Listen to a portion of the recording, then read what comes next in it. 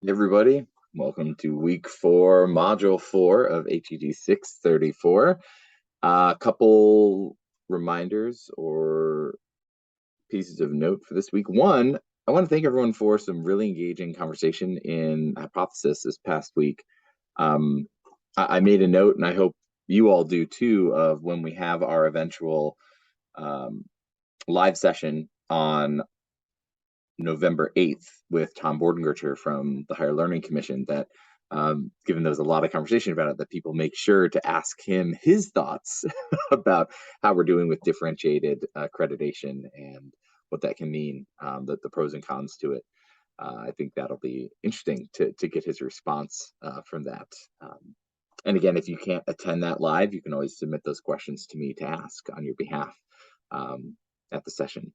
But this week, we are again going to be in Hypothesis, so continue to engage in there with this week's readings. And also this week is your first paper. So you're going to be doing external quality assurance. I have a video all about it, as well as a description for the assignment. The rubric hopefully is also really helpful to look at in terms of what is asked for. One note that I would throw out there, especially around the programmatic piece, because I know if you're like, my institution, we have multiple programmatic accreditors. And so in the section of the paper where it's asking about like programmatic or specialized accreditor approval entities, and says briefly describe or define these groups and indicate the institution's current standing. If you have a lot of these things, you can just define them by their name. And if their name is not obvious of who they are or what they do, you could have just like a sentence describing them. Because I know, some of your institutions may have like upwards of more than 10 of these, and really don't want this to be a word suck for your paper. It's mostly just about listing them out so that others, including myself, will have the context of how many programmatic creditors there are, what all they cover in terms of programs, and your status with them, right? Are you in good standing? When was the last reaffirmation?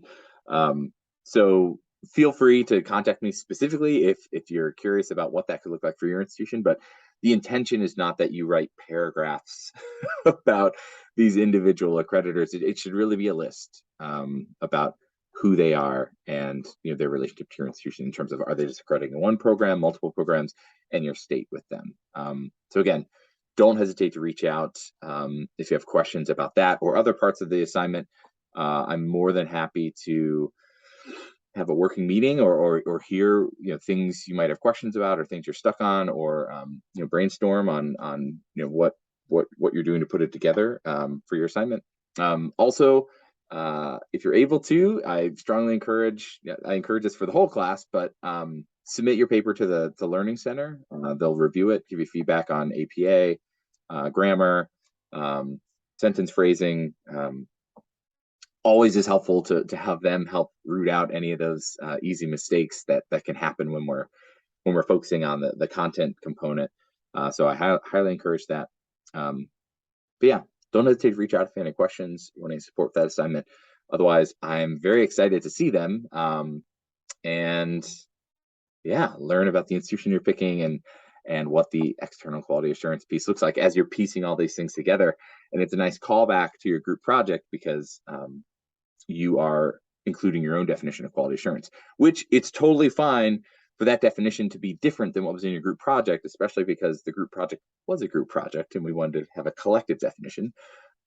So it's okay if your definition here is a little different than that, or if it's the same, that's fine too. But it's a nice building block off of that.